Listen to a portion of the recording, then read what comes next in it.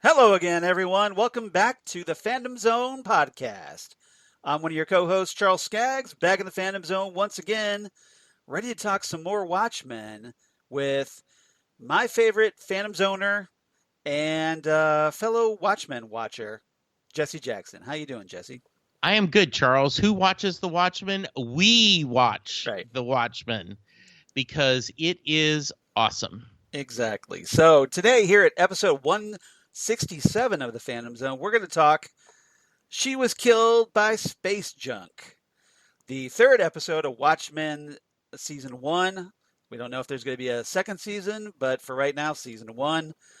Written by Damon Lindelof, showrunner, and Lila Bayek this time. Damon has a hand in all the episodes, but apparently has co-writers on each of them. So I don't know how much he contributes. Maybe he just kind of like adds some dialogue here and there. Who knows? But just thought I'd mention that. Directed by Stephen Williams.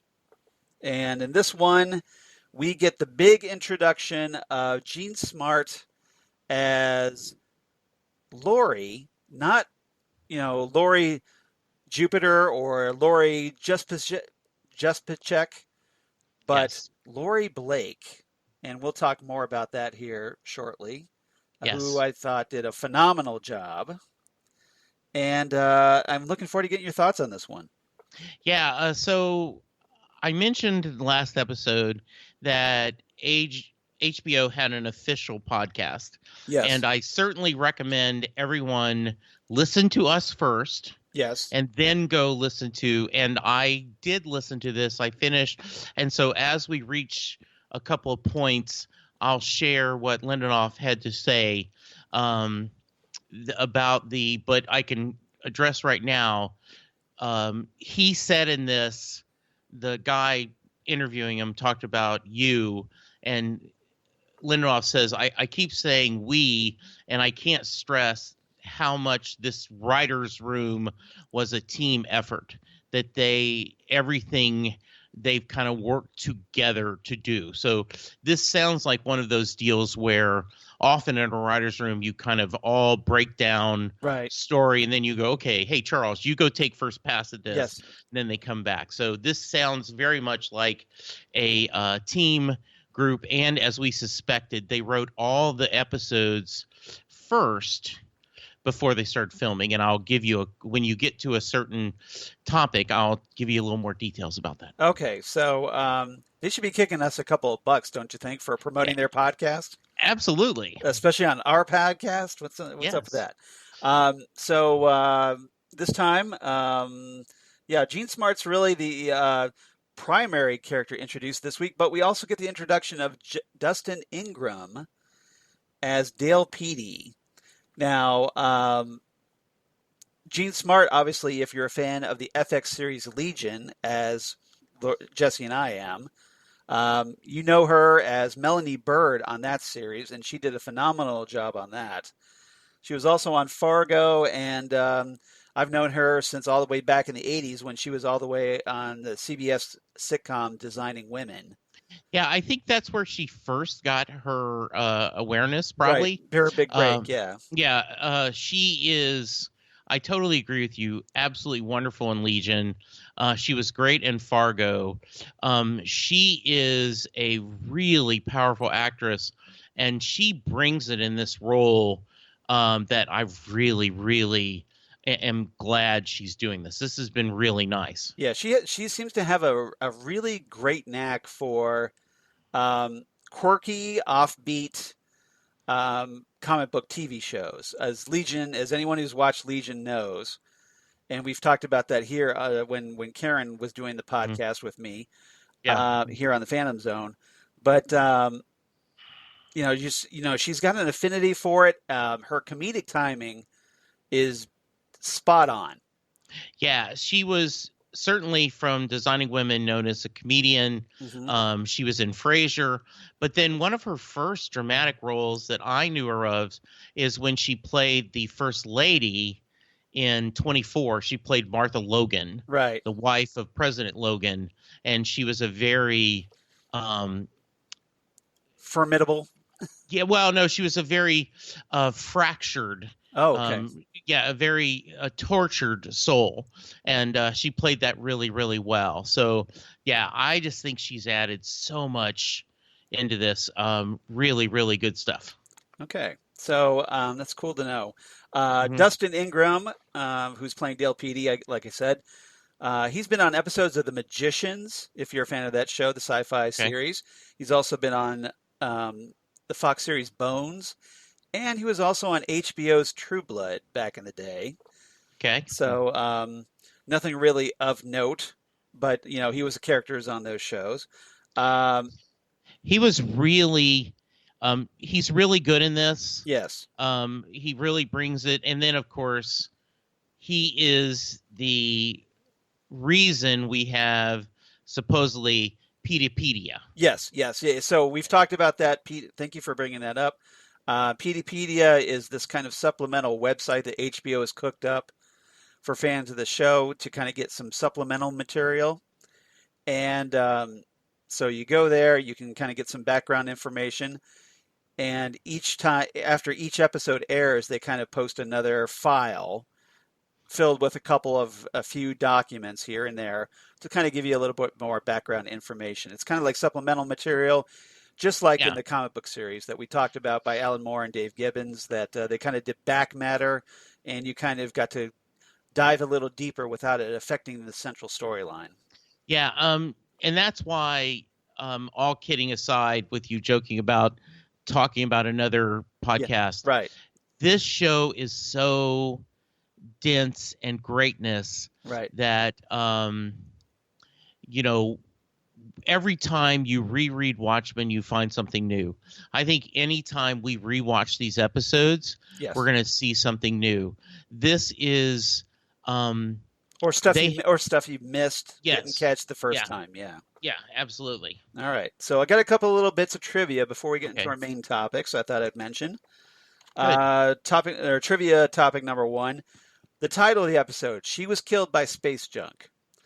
Named after a lyric from the Devo song "Space Junk" from their 1978 album. Question: Are we not men? Answer: We are Devo, which is Yes, a classic album from back in the late 70s, kind of when that kind of shift from punk to new wave was taking yes, place. And Devo, I'm a huge fan of the band because, hey, they're from Akron, Ohio, nice. right outside of yours truly's neighborhood that I grew up in as a kid. So while I was going to elementary school in Medina, Ohio, then Devo was out there playing and making it big from Akron. So it kind of a little Ohio flavor in this one. And of course, I Devo gets a little shout out later in the episode when Laurie's listening to the song Mongoloid by Devo, what what I found which interesting is in also on this, that same album, by the way. yeah, which is interesting and kind of a comment. Hmm. Um, they've established through either supplemental material, there is no internet in this version of America, Right. but they do have voice recognition software enough for her to say whatever their version of Alexis is to say, Yes. play Devo, Right. which is Which is a kind of little, it's yeah, kind of, yeah, it doesn't quite click. Like no, how it can you have doesn't. Yeah. one without the other?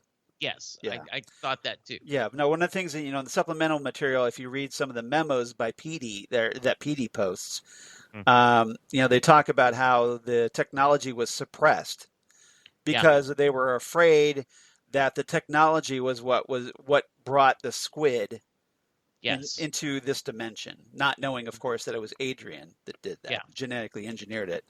Yeah. Another bit of trivia. So when Laurie's telling her joke and finishing her joke, and she says the words "roll on snare, curtains, good joke." That, if you're a fan of the Watchmen comic book, you picked up on right away because that was a nod to Rorschach when in his journal when he was writing about the joke about Pagliacci the clown Right. in the original comic book series. So where the joke that like Pagliacci's all upset and he goes to the doctor and like he says he's depressed and the doctor says, well, hey, why don't you go see Pagliacci the clown, that'll pick you up. And Pagliacci says, but doctor, I am Pagliacci. Yes. Yeah. So great joke. Yeah, roll on Yes. snare, curtains, good joke. So Yeah. I just thought I'd mention that. All right. No, I agree. So 3 topics. I do have a theme this week, Okay. but we'll see if Jesse picks up on it. So topic number 1, through being cool. Now, this is where I'm always tempted to Google the lyrics, Yes. but I don't cheat. So, Yes. okay, very nice. Yes. Well, sometimes you do. I hear you clacking away sometimes. But not always about that. I'm doing something else, looking up to talk. So you're multitasking. You're not even focusing on what I'm doing. Oh no, I'm doing work so that I can rise to your level of greatness. Oh, please. All right. Now you're just kind of blowing smoke up me. No. All right. Hey, if you're a fan of Charles like I am, you may check out Set Listing Bruce this week. There may be a Charles and Laurie episode coming out. Okay. Well, that's a sly little self-promotion there. Yeah, but it's all about you. Well, but you used me as a way to self-promote your podcast. I see what you did there. Very clever. So, all right. Anyway, so our first topic. What do we got? First topic, through being cool. Okay. And this I want to talk about. Obviously, we got to talk right off the bat about Laurie, Blake, and Dale Petey. Yeah. So this is primarily, introducing us to Laurie Blake, who obviously is, 33, 34 years down the road from the original Watchmen series, from when she was playing, in the original series, she was Silk Spectre, a vigilante that had retired because of the Keene Act, and then kind of gets back into her skimpy costume to get back because she's kind of, she kind of misses it and she's a little turned on. It kind of arouses her a little bit. And that's obviously something that factors in a little bit here. Mm-hmm. It in the original series, toward the end, right? Laurie makes a comment about, I think I want a gun, right? Which was she originally was very much her mother's child, right? And now then she has switched to she took on her mother's secret identity. Yeah, she was her successor. Mm-hmm. Kind of like a stage mom type thing, groomed to be her replacement. And then she did, and she used her mother's last name. Right. So now then you can see she has embraced her father, who was the comedian, and taken on his last name. Right. Blake. Yes. Which is interesting because, there's all that bad history toward her. Yes. And, that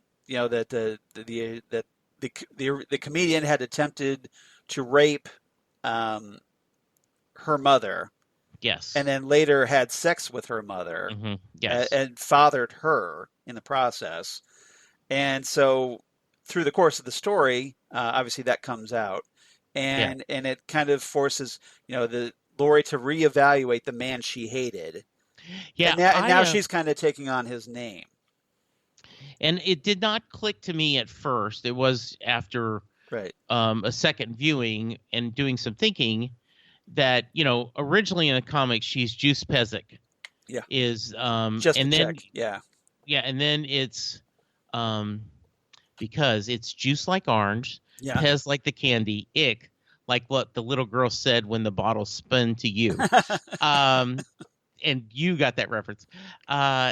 So, and then I'm like, wait a minute, she's Blake. Oh my goodness, she's taken her father's name, which is very, very cool. And she's taken a little bit of his persona Right. in the right way. Yeah, that's one of the things you find out if you read the Pedia documents is that Laurie actually took on the identity. She changed her name from Silk Spectre to the comedian, the feminine term for comedian. Yes. And so presumably kind of adopted her as a successor to her father instead for a brief Hmm. time until whatever happened. And Dan Dryberg, the second Night Owl, ended up in prison, and Laurie ended up working for the FBI Yeah. under the name Laurie Blake. Yeah. So we'll see. Maybe that was just Dan chose one option to be imprisoned, and Laurie chose the other option she was given to work for the FBI to hunt vigilantes. Yeah. They have irreconcilable differences. It's, Differences. I mean, Yes. irreconcilable. Yes. Thank you. That word. Yes. Yes. That word. So, That's cute. That's adorable. So didn't you just love Jean Smart from the beginning? Right. I mean, when she's foiling, they've done this setup at the bank, Right. where she's pretending to be a bank robber, and really it's just to catch the masked Right. vigilante. Mr. Shadow. Yeah, there's that great scene where one of her fellow FBI agents like, how did you know his suit would stop the bullets? And she just doesn't acknowledge because she didn't know. Didn't care. Yeah, she didn't care. No, she didn't care at all. You're right. Yeah. But Laurie, it's interesting because Laurie, a former vigilante, is now all in on arresting these vigilantes. Yes. The ones, because apparently it didn't just stop because like the original heroes from the 80s stopped being superheroes. Apparently other people, and we find out that, there's this line that Senator Keene says to Laurie about, hey, thanks for rounding up all these rich a-holes that, that fight crime, or, and so he, it just shows that there's still that desire to be superheroes, even though it's illegal. Yeah, and she comes across very world weary, right? But still very good. Because this is like Laurie with 30 years more mileage on her. She does not appear. She has little patience with her FBI bosses. Right. The guy who played her boss is that guy. Yeah. He's been in tons of stuff. He's, and she just like rolls her eyes at him, and she's just like, just let me do my job by myself. We can't go in there with a bunch of FBI guys. Yeah, very smart. Love the scenes between her and Petey. Yes. That is because he's holding his own with her. Right. Not quite equals, but he is close to it. The back and forth, and he has some good lines with her. I like their personality back and forth. That's really good. Yeah. Yeah. She apparently chooses Petey to kind of accompany her to Tulsa. Yeah. To investigate Judd Crawford's murder, primarily because, hey, he's just kind of this. She considers him just the guy who works the slide projector. Meaning that my point is that she, of all the FBI agents she could have chosen that room to accompany her, she chose this guy who she presumed wouldn't be, a factor. That he's just this little nerdy guy working the slide projector. And how weird is it that they have slide projectors in in 2019 in this universe. But and she kind of dismisses him like, okay, look, if I have to take somebody, I'm going to take that guy. So leave me alone. There, I took somebody. So go yeah. ahead. Go ahead.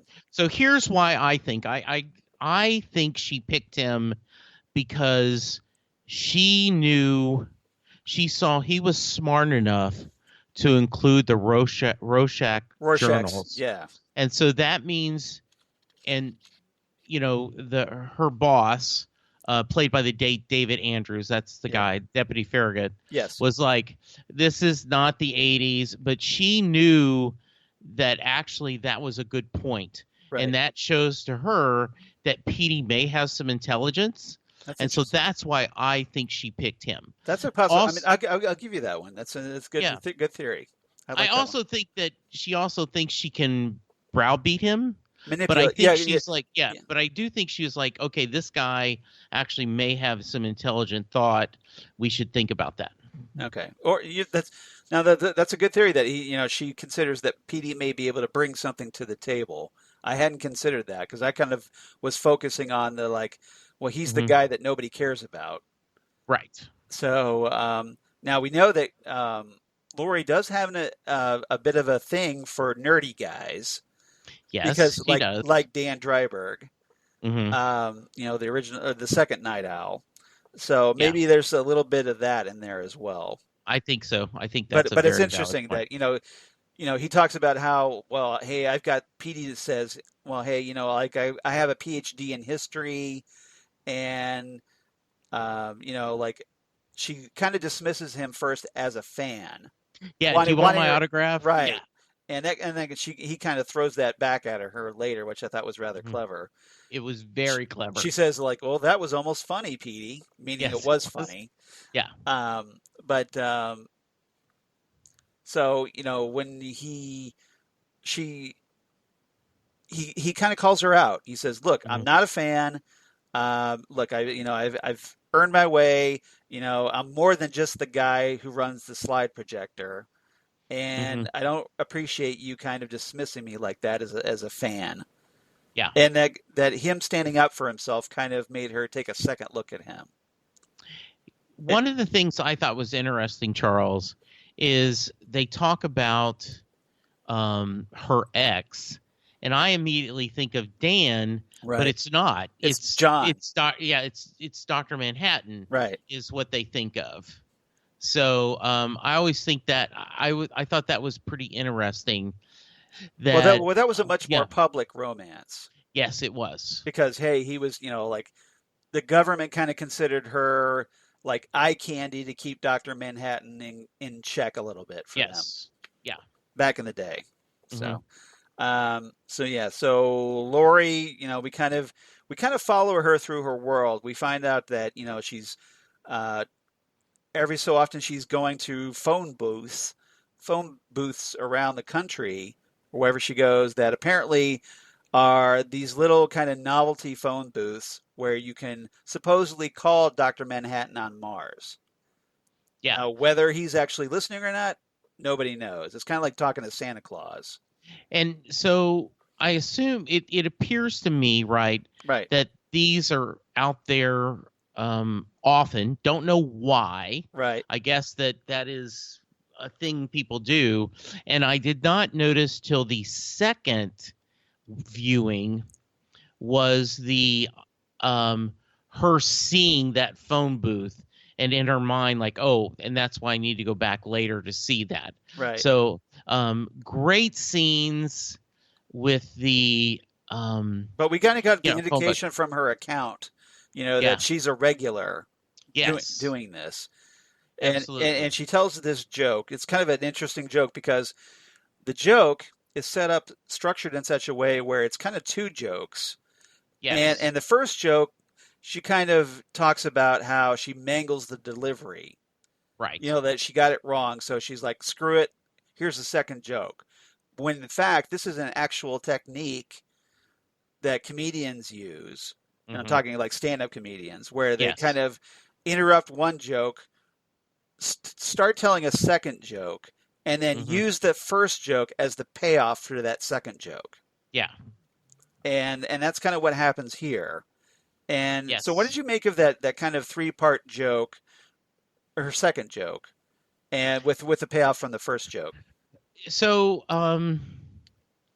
it I liked what she did there. It wasn't a very funny joke, Right, but I did, and I don't understand why she wants to do this. right, Why it's important to her to talk to John, right.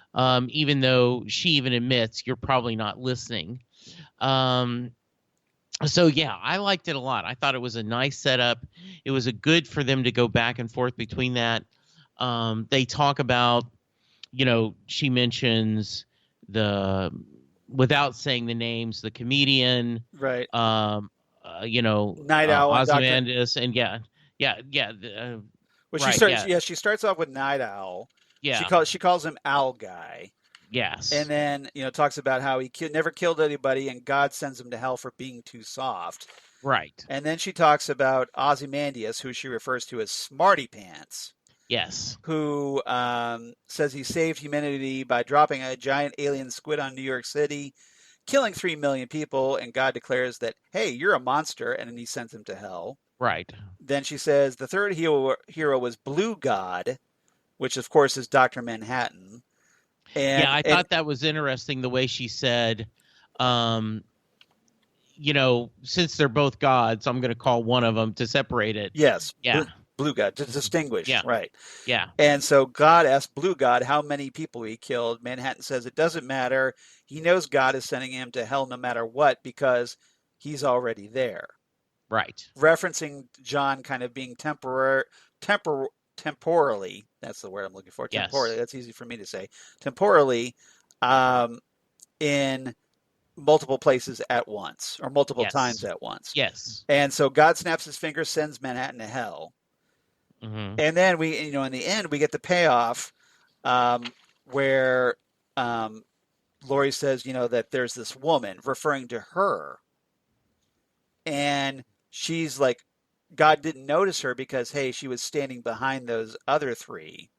Yes. And so kind of referencing that, well, hey, nobody thinks about me. And, Hmm. and you find out she talks about how she was the bricklayer's daughter from the first joke, the one who throws this brick up in the air. And Yeah, so we finally get the payoff of that joke where the brick comes down and strikes God and kills him. He never saw it coming. right. And Laurie seems to feel that that's who she is. Yeah, She's the I one who think can so. take gods down. Yes. And everybody underestimates her. Yeah. And so I go ahead. go ahead. No, No. I was just going to say one of the things I really, really liked was that when Senator Keene comes by Mm-hmm. and she makes a joke about, and you don't get to be president, he mentions, presidents can pardon anyone, Right. and you might be able to free your owl. Yes. And then, Hinting, of course, that means that he can get Dan Dryberg out of prison. and didn't you love that she actually had an owl? Yes. Like she takes out the little mice Yes. and mouse and like, oh, here's your dinner. Yeah. Well, So, once she took the mouse out, I figured, okay, she's got an owl.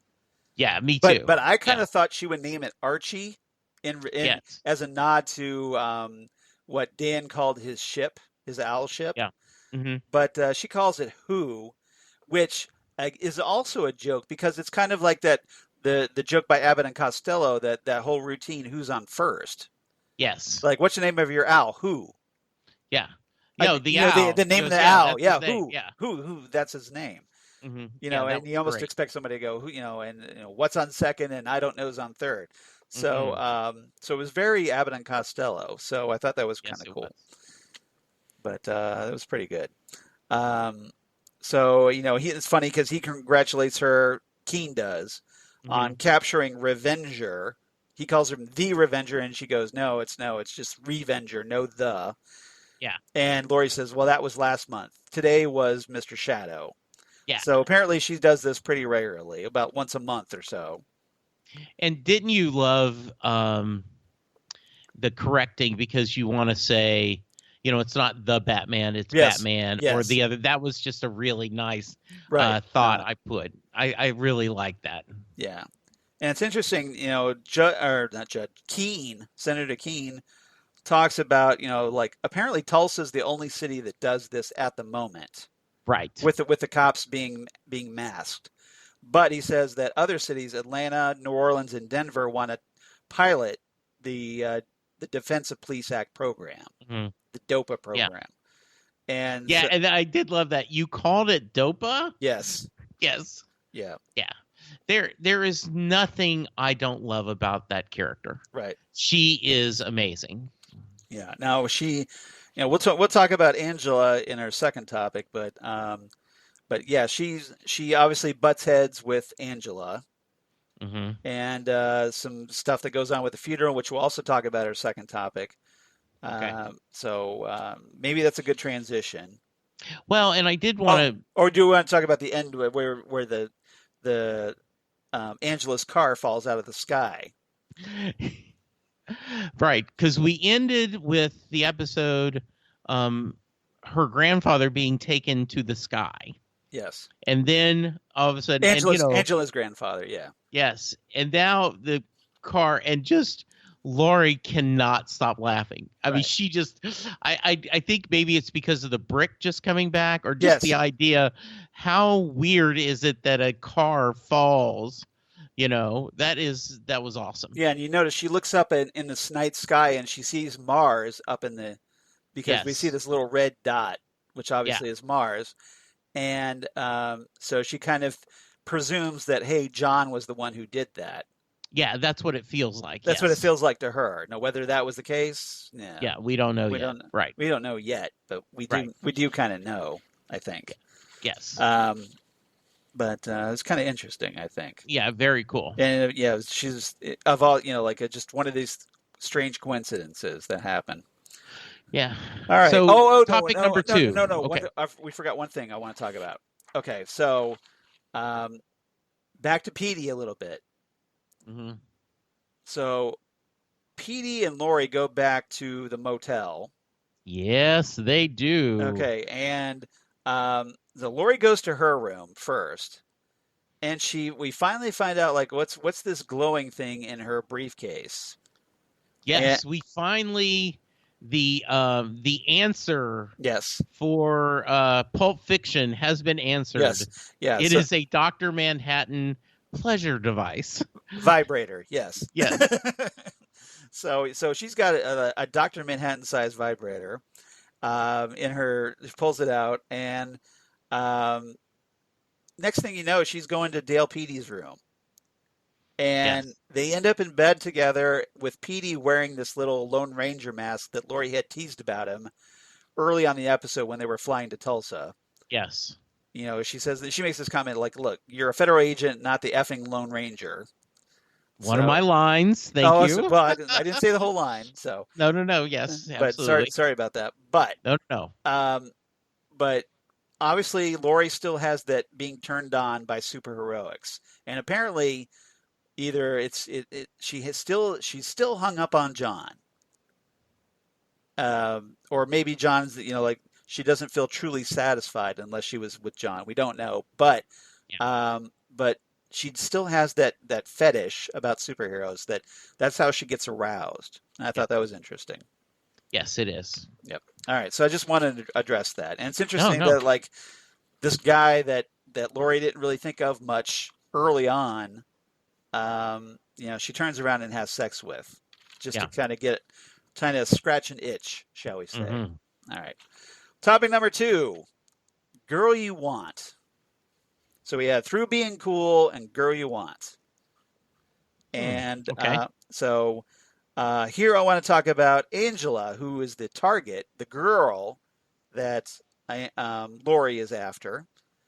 And let's talk about Judd's funeral as well, because there's a lot going on at Judd's funeral this time, and we can talk about Laurie as well, where she interacts with Angela, and there's that immediate friction because essentially, Laurie knows what Angela's up to, And I think Angela knows that Laurie knows, but she's still being evasive about it. Yeah, I really loved this because we we've the first two episodes, it's been Angela's story. Right. And she is the person, is kind of our hero and who we're cheering on. Yes. And now all of a sudden we get Laurie. Yes. And she's the hero of this episode. And so we have our two people kind of, and you're both cheering for both of them. Right. And watching them interact is just a lot of fun. There's a lot of cat and mouse going on. Yes, it is. That where you have, the detective going after the criminal who's also a cop. Yes. But kind of up to stuff on the side. Yes. And Laurie being suspicious of Angela because of how Angela is behaving regarding Judd's murder and trying to cover up the whole clan robe thing and whatnot. And Laurie, as we gather, is very intelligent. She's very good at her job. Yes, she is. And Angela obviously has her hands full. So you enjoyed that whole friction. Now, obviously, we're hoping that these two will join forces at some point. Yes, that's your hope. And they're both very smart, and there is a lot of the I know what you know, and you know that I know. Right. Kind of that famous scene on dance. Princess Bride. Yes. Yeah, and where essentially you have Humperdinck and Wesley trying to outwit and out-anticipate the other. Yes. Yeah. And so I love everything about this. It was just so much fun. Yeah, it was good. Yeah. And also, was it Wallace Shawn's character? Yes. In that kind of the iocane powder seed. Yes. Yes. Trying to I'm just getting started. Exactly. And they're trying to be cleverer than the other. Mm-hmm. Yes. Yeah. Let's move on to the funeral scene. And obviously we have Laurie meeting Angela there. Angela's there with her husband. And there's that husband. Yeah, that's an observation Laurie makes. She kind of wonders if Angela and Judd were having an affair on the side, but then she's like, but why? You have that hot husband. Yes, I know. I just love that line.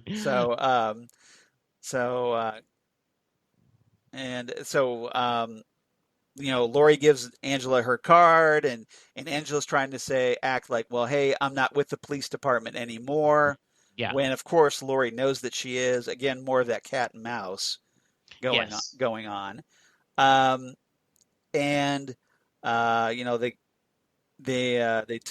try to say that, well, hey, we'll talk over coffee later. So at the service, Jane, Judd's wife, is thanking everybody, asks Angela to give the eulogy. Mm-hmm.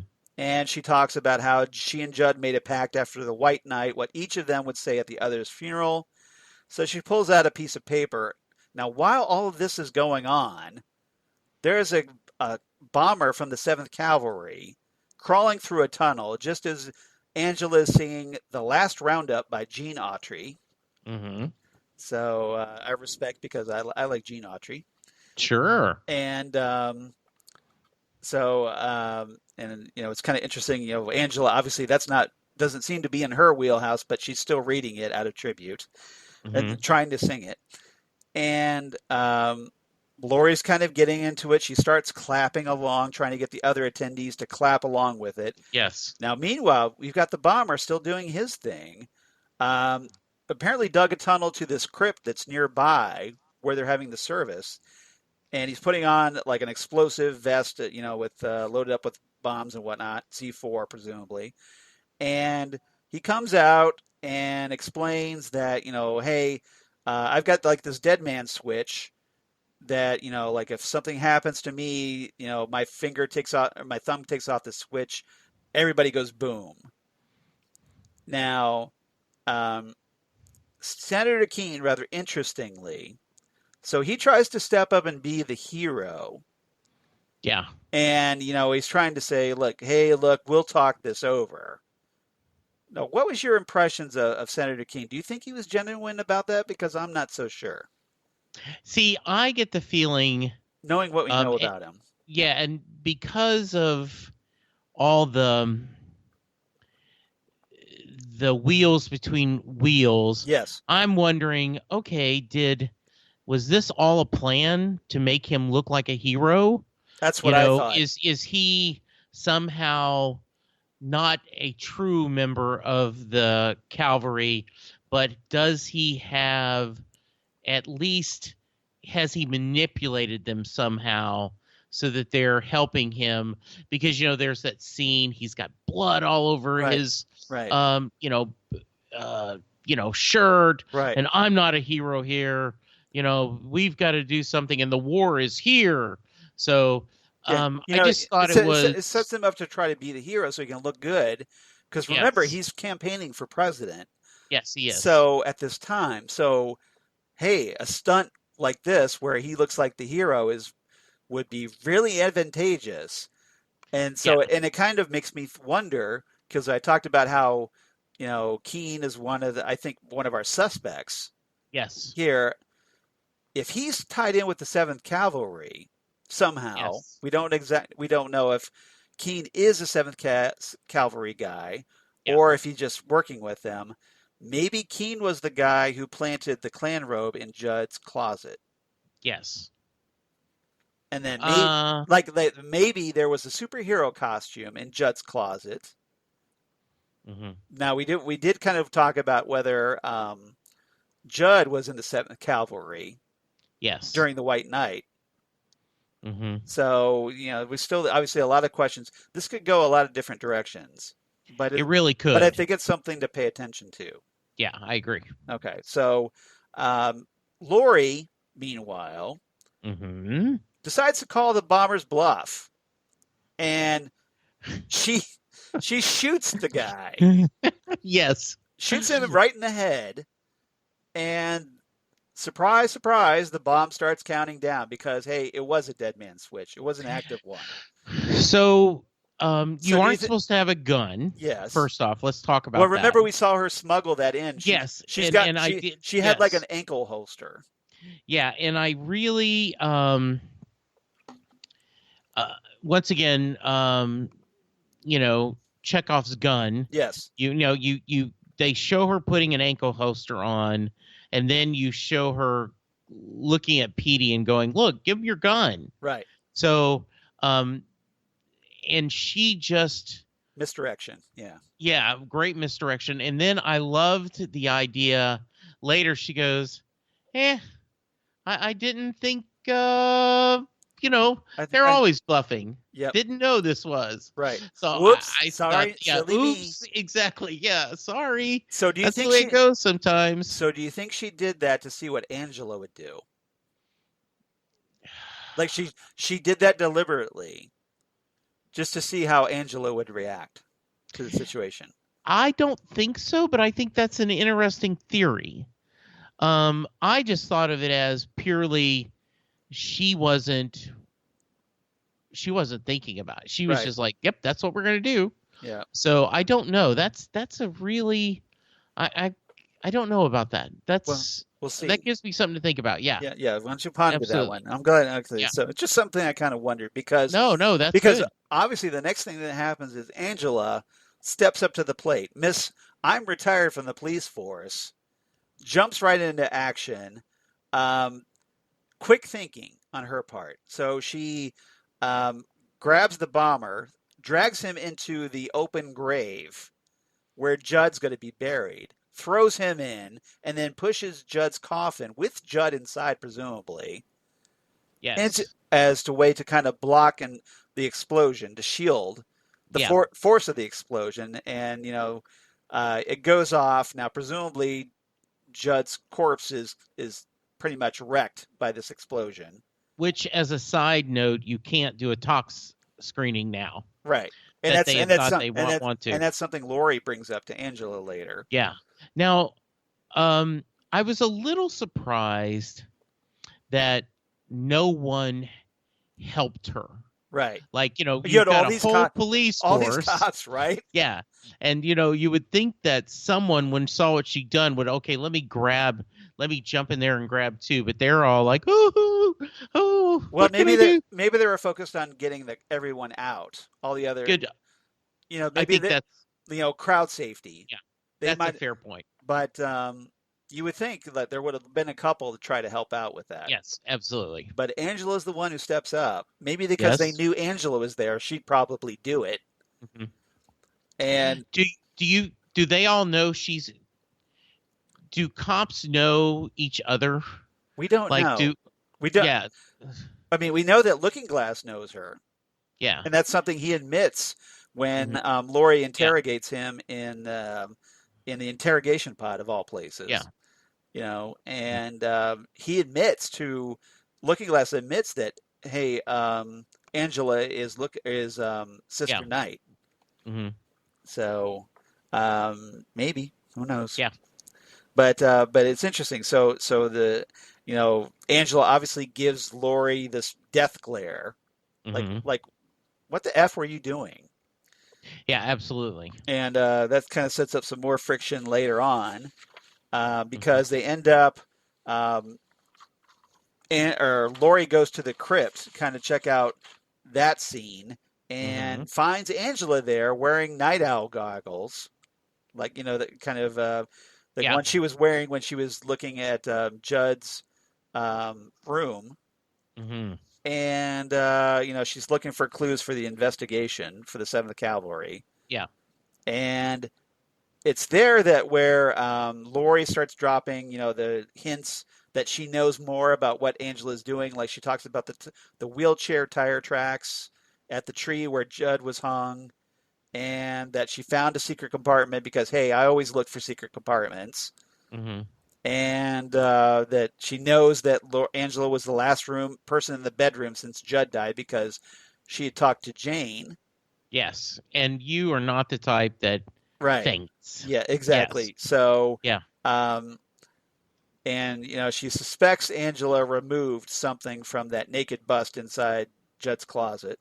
Yes. And she calls Angela Sister Knight and kind of does this little intimidation line where basically she says she eats good guys for breakfast. hmm And Angela's all mocking her, like she pauses for a moment, then does this like, "Oh, my stars!" Like Yes. "Oh, I have the vapors." Yes. And know, then just takes the coffee yeah. and just throws it.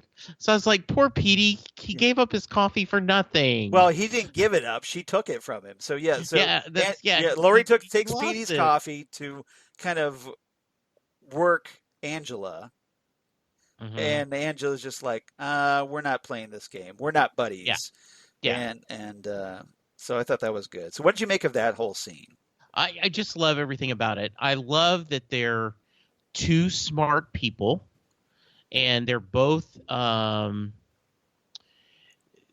they both know what's going on. I mean, they're aware of what's happening, and I just really I liked how they're doing everything that is kind of what's happening. Right. That it just seems really, really smart. Yes. That what they're doing. So yeah, I liked it a lot. I love the debate back and forth. I love how both of them are smart, but not. How do I put it? They're evenly matched, I think. Yes, that's exactly what I was saying. Yes, absolutely. Yeah. All right, great. Yeah. All right. Anything else about these scenes and these characters? No. All right. Can't think of that. All right. Okay. So let's move on. Third and final topic. Time out for fun. Yeah. So we had Through Being Cool, Girl You Want, Time Out for Fun.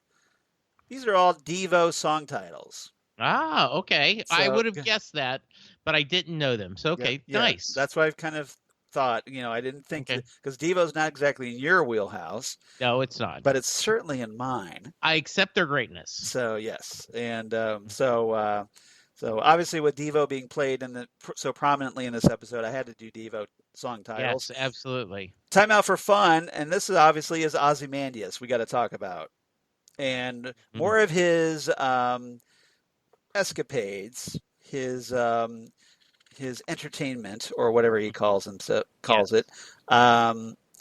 Recreational. That's it. His recreational activities. That's what he refers to it as. Yes. With Mr. Phillips and Miss Crookshank. So, Yes. what'd you think of Adrian, who we get confirmation officially that Jeremy Irons is indeed playing Ozymandias? He is awesome. Yes. Right? He is just so much fun. And you're sitting there going, what? Oh, hold on.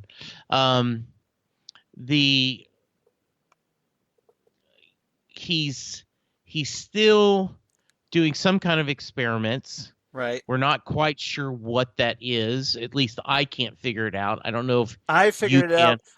out. But from the next episode. There's some Okay. big clues in episode 4. Yes. I know what he's doing, but Yeah. I think I know what he's doing. I'm pretty confident about it.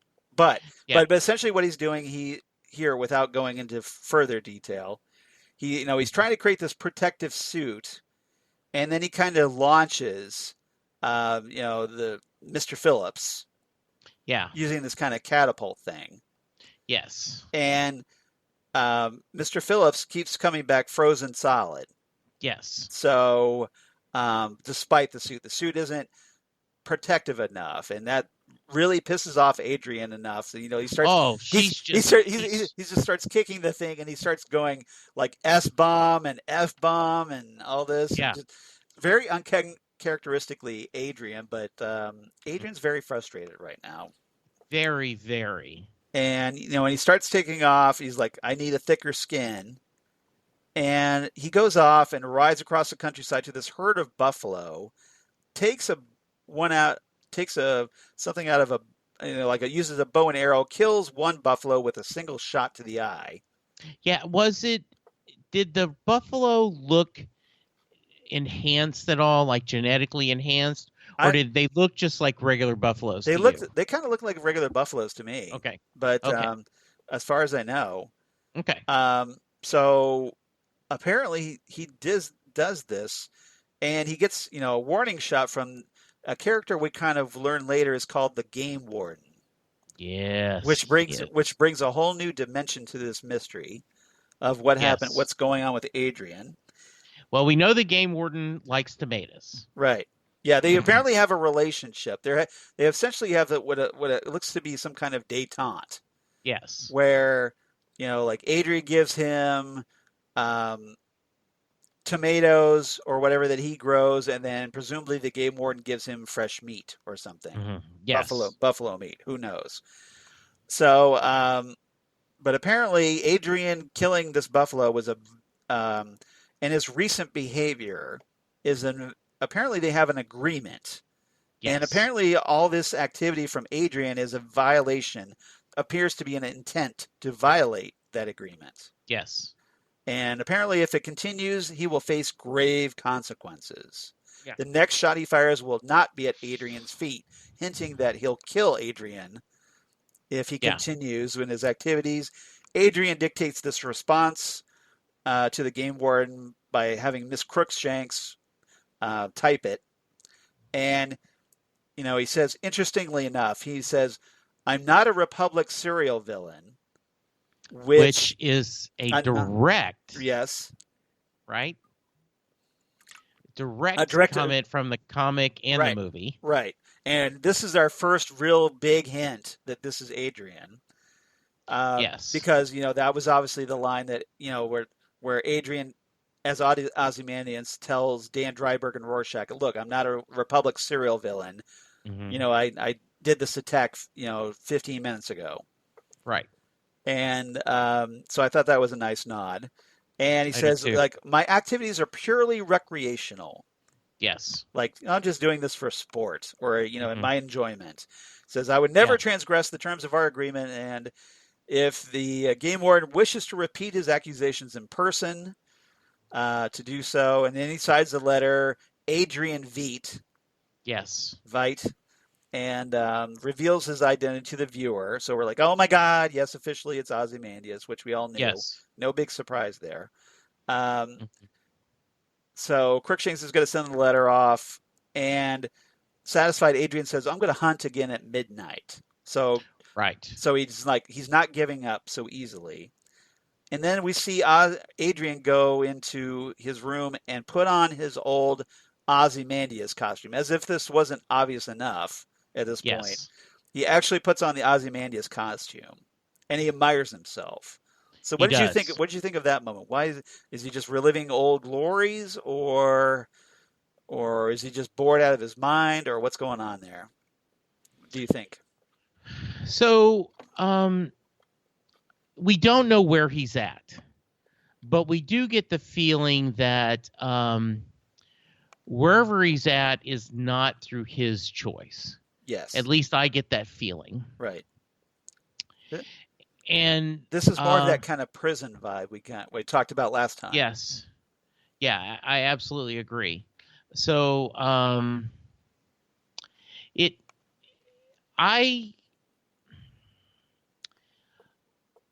I'm captivated, pardon the pun. Yes. That is this, who is involved with this? Why is this, these clones or whatever they are, they kind of seem to be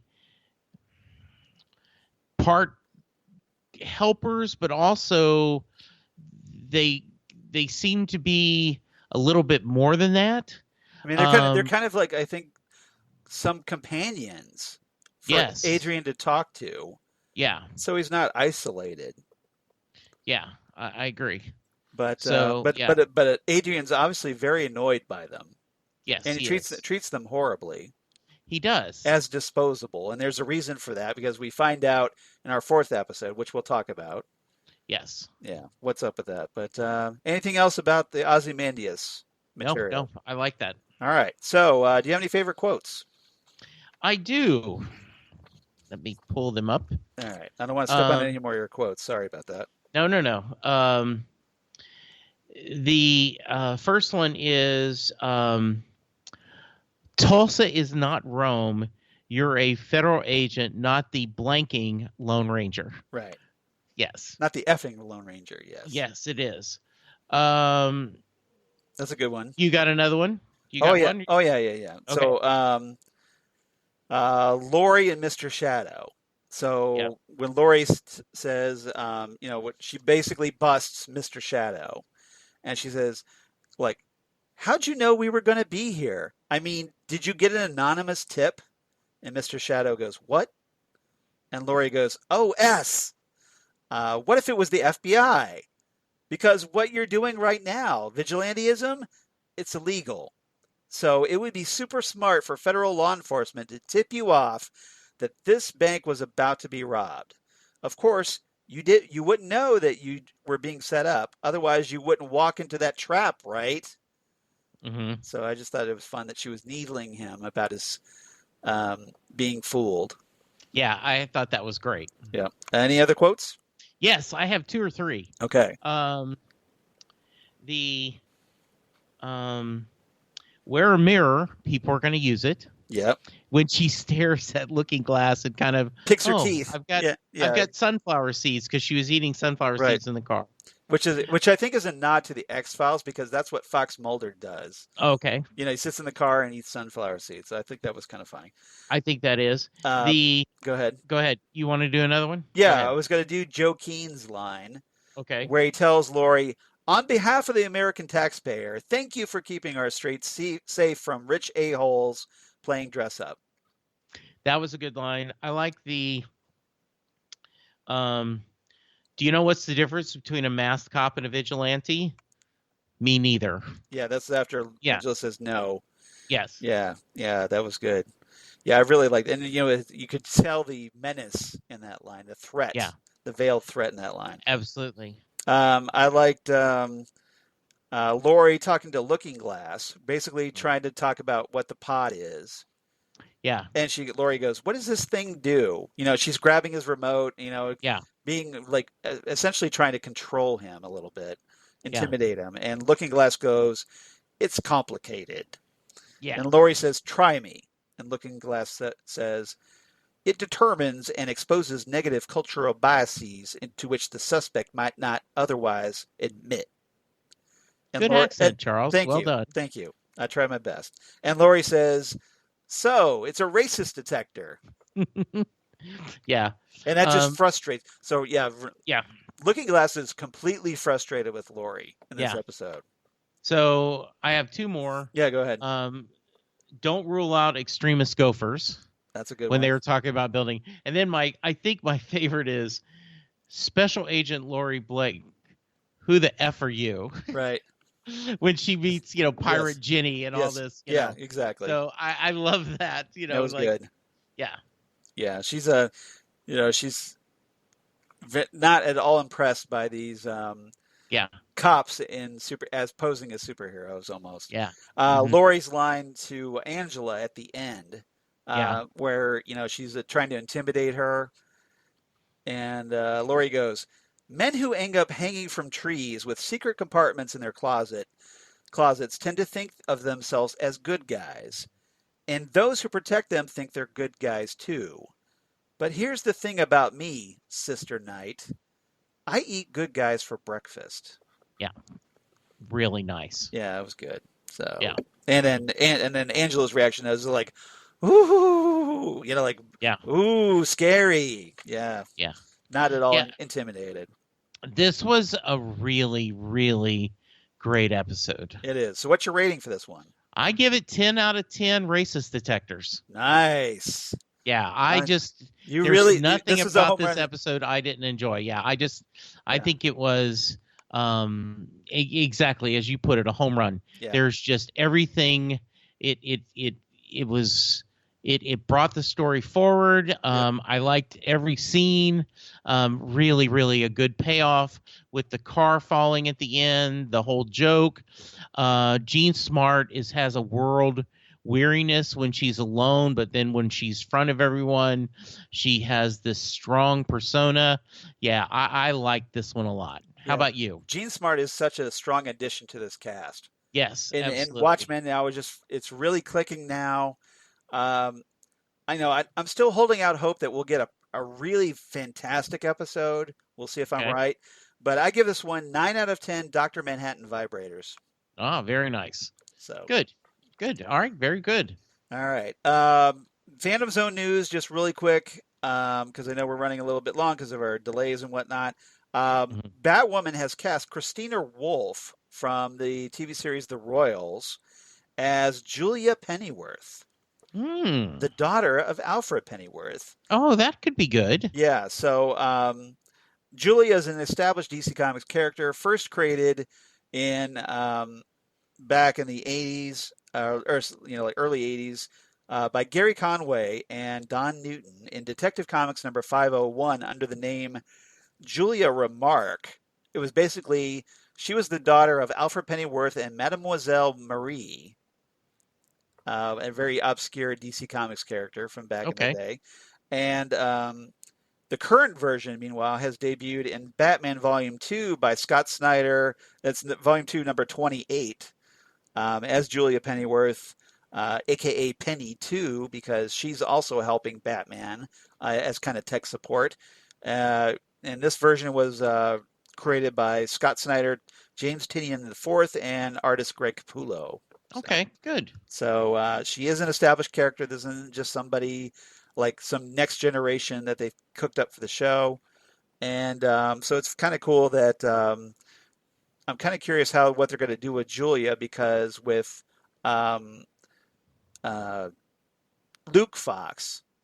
Lucius Fox's son, kind of serving the Alfred tech support role. Yeah, he's been really good. Batwoman's been good. Yeah. Yeah, I like it a lot. So we'll see. We'll see if she becomes a recurring character or not. So we'll see. But she is at least going to be in one episode coming up. So that's all I have for this time. We don't have fan mail. So guys, write to us. We'd love to hear from. Please. We'd love to hear from you. We want to hear your thoughts on Watchmen. We know we can't be the only people watching this show. I've seen the No, ratings. yeah. So Charles, if they want to write to us, how could they? Well, they could write to us at phantomzonecast@gmail.com. That's phantomzonecast@gmail.com. Would love to hear from you. We want to hear what you thoughts about the show, or if you're enjoying the podcast here, what we're doing. Please let us know. We'd love to find out. We're very curious that way. And otherwise, you can reach us on Twitter at phantomzonecast, or on Facebook, the Phantom Zone Podcast, or on Instagram at Phantom Zone Podcast. And Jesse, how about you? Where can they reach you on the interwebs? Well, I can be reached at Jesse Jackson DFW on Twitter. You can find me on Facebook at Set Listing Bruce. I'm sorry, at Jesse Jackson in Louisville, Texas. You can hear me talk Doctor Who with Charles on Next Stop Everywhere, the Doctor Who podcast. We are currently discussing some Big Finish audios, and Charles also has guest companions. They are going through both classic and modern Doctor Who. Charles, you will appreciate the fact that I in an upcoming episode of one of my other podcasts, Set Listing Bruce, we spend several minutes. I have a guy who does an Electric Light Orchestra podcast, right? And we spend about 10 minutes talking Doctor Who to begin with. Excellent. So yeah, it was kind of fun. So it was a fun little crossover. So yes, and as I said, I have to check that out. Bruce. Yeah, Set Listing Bruce with where we talk with music fandom throughout the world. And then Titan Talk is the podcast where Charles and I are talking about the DC Universe Direct series, Titans. And hint, we should be seeing that out this week. After a slight dip, I think they took a step upward. So I'm looking forward to talking to you about this. Yeah, hopefully they're digging themselves out of the hole. And we'll talk about that on Titan Talk. We're going to talk about that actually tomorrow. Yes, we are. We're recording this on a Sunday, and then we'll talk Titan Talk on Monday. And then we're also going to try and play catch-up on Watchmen here. Yes, we are. So there will be another episode of Phantom Zone podcast tomorrow, hopefully. So if you get this today, check us out again tomorrow, because we'll have our next episode of the Phantom Zone podcast, 168. Absolutely. So stay tuned for that. Speaking of which, as for me, you can reach me on Twitter at Charles Skaggs, or on Instagram at Charles Skaggs. Facebook, of course, Charles Skaggs in Hilliard, Ohio, and my blog of geeky things. Come on, you. Damn good coffee. And hot. Damn good coffee and hot. Where I talk about all the stuff we talk about here on the Phantom Zone podcast. We're talking Watchmen. We're talking The Boys, Krypton, all kinds of comic book sci-fi news. News of my other podcasts I do for Southgate Media, including the aforementioned Next Stop Everywhere, the Doctor Who podcast, where Jesse and I are going to be recording another episode of that next week. Mm-hmm. And doing our third of our the 10th Doctor Adventures Volume 3 set from Big Finish Audios. Yes. We'll finish that up. And then also the aforementioned Titan Talk, the Titans podcast, where we're talking Titans, and oddly enough, and also Ghostwood, the Twin Peaks podcast that I do with Zan Sprouse, where we're talking about all things Twin Peaks, David Lynch, movies, etc., etc. So please check that out. We have a ball doing it, and really hope you guys enjoy it a lot. So everybody, thank you so much for listening to the Phantom Zone podcast. We really appreciate it, and please, if you're so inclined, please share this with people. Let them know that we're out here. We'd love to get your help. We kind of want to grow the podcast. We can't really do that without you. So we could definitely appreciate it if you enjoy us. Please spread the word, and come on back for episode 168. Like I said, just come back tomorrow, where we're going to talk. If you don't like my story, write your own.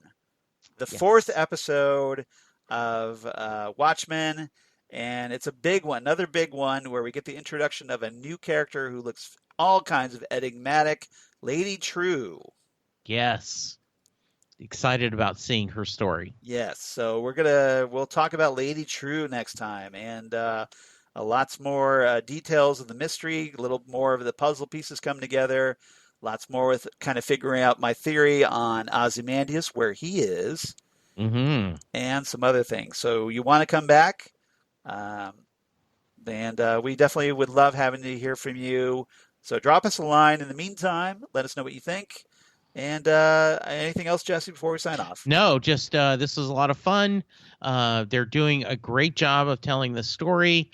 I really, really do feel like they have found the right tone to be original, yet very much respectful of the original source material. This is just great stuff. Yeah, ever say, with She Was Killed by Space Junk, everything's clicking on all cylinders now. Yes. And it's turning out to be a really great series. So we only have 6 more episodes left to talk about, but I think it's going to be a really enjoyable ride. And who knows, maybe we'll get a season 2, who knows. But if nothing else, we get 6 more episodes. So how great is that? Absolutely. So everybody, thank you for listening, and come on back for next episode 168 of the Fandom Zone podcast. We'll see you next time. Bye, everybody.